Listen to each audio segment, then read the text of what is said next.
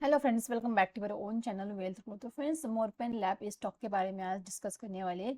अगर इस कंपनी की बात करते हैं, इस कंपनी के 82 कंट्री में कंपनी कामकाज करती है। एक फार्मास्यूटिकल कंपनी है। इसके साथ 800 प्रोडक्ट इनके यहाँ पे रजिस्टर है। ये कंपनी मैन्युफैक्चरिंग करती है।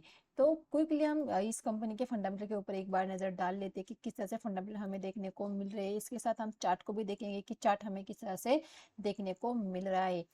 तो हम टेक्निकली ज़्यादा जैसे कि आप अगर रेगुलर वीडियो देखते हैं तो टेक्निकली हम बहुत ज़्यादा वेटेज देते हैं स्टॉक को। जब भी हम एनालाइज करने की कोशिश करते हैं तो हम चार्ट के बेसिस पे ज़्यादा सोचते हैं कि वहाँ पे स्टॉक को लेना है और न लेना। फिर हम डिसाइड करते हैं कि ट्रेडिंग के हिसाब से स्टॉक को बाय करें या इन्वेस्टमेंट के हिसाब से स्टॉक को बाय करें। ये दोनों पॉइंट्स को हम क्लियरली डिस्कस कर लेते हैं, फंडामेंटल को देख के और टेक्निकल को देख के। तो उसी तरह से पहले इसका हम फंडामेंटल देखने वाले कि किस तरह से हमें यहाँ पे देखने को मिल रहा है। तो फंडामेंटल की बात करें तो स्टॉक प्रेजेंटली 46 के आसपास स्टॉक यहाँ पे ट्रेड करता हुआ नजर आ रहा है।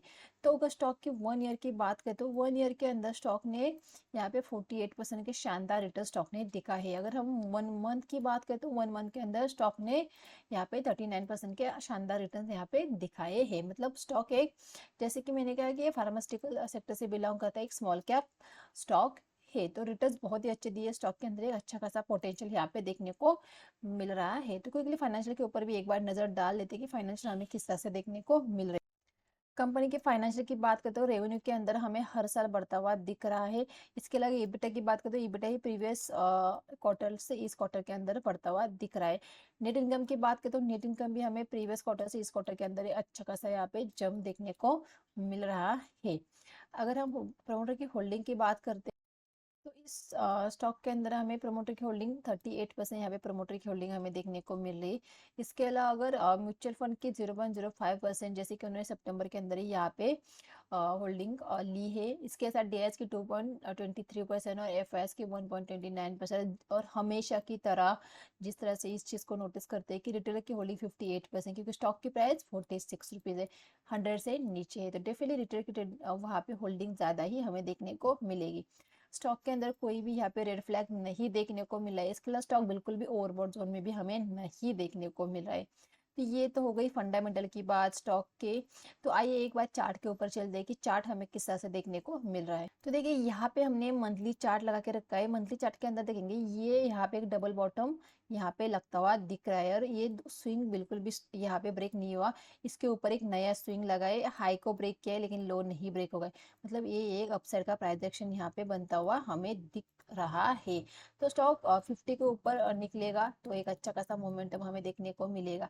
तो हम जब भी स्टॉक को बाय करेंगे या तो 50 के ऊपर स्टॉक निकलेगा तब बाय करेंगे, या तो स्टॉक फिर से यहाँ पे रिटेस्ट करे इस लेवल को 40 को और फिर से ऊपर निकले तो 40 के आसपास हम बाइंग करेंगे। तो हमारा इस स्विंग के नीचे मतलब 30 के आसपास का हमारा एसएल रहेगा। मतलब 10 रुपीज का एसएल रहेगा तो हमारी 1:2 या 1:4 की ट्रेड हम यहाँ पे प्लान कर सकते हैं।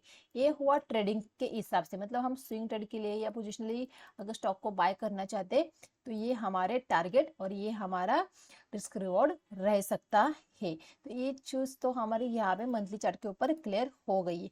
तो आइए हम वीकली और डे के चार्ट पे तो यहाँ पे हमने वीकली चार्ट लगा के रखा है।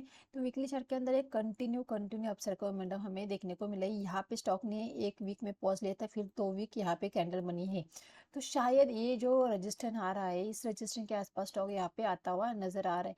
जहाँ पे पहले रजिस्टर खाने के बाद तेजी से यहाँ पे गिरावट आई थी, फिर उसी लेवल के आसपास जा रहा है। यहाँ पे रुक के अगर इस लेवल को ब्रेक करेगा तो डेफिनेटली ये हाई तक स्टॉक आ सकता है।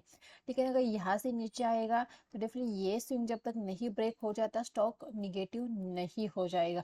तो हम कोशिश करेंगे कि अगर यहाँ से नीचे आएगा और यहाँ से फिर से अगर स्टॉक रिटेस्ट लेने की कोशिश कर लेता है तो यहाँ पे 40 रुपीज़ के आसपास बाय करेंगे, 30 रुपीज़ का हम एसएल लेंगे। ये हमारी एक यहाँ पे सेटअप होगा, ये हमारे एक बाइंग लेवल रहेगा कि यहाँ पे रिटेस्ट करेगा। यहाँ से नीचे गया फिर ऊपर गया फिर इसे ब्रेकआउट करने के बाद रिटेस्ट नहीं किया है तो इस तरह से प्राइस बना के ऊपर की तरफ जा सकता है।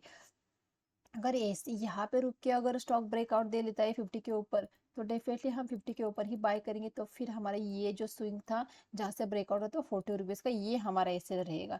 तो 10 रुपए के एसएल के साथ ही हम इस स्टॉक के अंदर ट्रेड कर सकते हैं। फिर हमारे 1:4 की भी ट्रेड यहाँ पे एक अच्छी खासी बैठ सकती है। लेकिन कभी भी किसी भी स्टॉक के अंदर जब भी आप स्टॉक को बाय करते हो तो तभी आपका एसएल आपका पता होना चाहिए कि भाई मुझे इस लेवल से नीचे निकलना है, चाहे कुछ भी हो जाए, मुझे इस लेवल के नीचे बिल्कुल भी नहीं रुकना है। इस चीज को सिर्फ सोचना नहीं है, तो इसे आपको अप्लाई भी करना है। बहुत सारे लोग हाँ मैं तो निकलूंगा, लेकिन जब सच में निकलने का टाइम आ जाता है तो वहां से नहीं निकलते। ये ही उनकी सबसे बड़ी गलती हो जाती है। तो मार्केट के अंदर जब तक छोटे छोटे लॉस नहीं लोगे, जब तक एसएल को नहीं समझोगे, मार्केट के अंदर पैसा नहीं कमाया जा सकता है। जब तक इस चीज को आप जब जितनी जल्दी समझने की कोशिश करोगे, उतने जल्दी आप यहाँ पे प्रॉफिटेबल हो जाओगे। एक ना एक दिन तो आपको इस एसएल का मतलब समझ ही आने वाला है, लेकिन जितनी जल्दी समझ में आएगा उतना बहुत ही अच्छा होगा। तो इसीलिए एसएल के ऊपर हमेशा ध्यान दीजिए। टारगेट एक बार छूट जाए, पता नहीं कि हम कम यहाँ पे प्रॉफिट बुक करें, लेकिन एसएल हमें स्ट्रिक्टली देना है। टारगेट एक बार आप चेंज कर सकते हैं, लेकिन एसएल को कभी भी आपको चेंज नहीं करना है। स्ट्रिक्टली एसएल को फॉलो करना है अगर आप ट्रेडिंग करते हो तो। गाइस वीडियो अच्छा लगा तो वीडियो को लाइक और चैनल को जरूर सब्सक्राइब कीजिए। Thank you.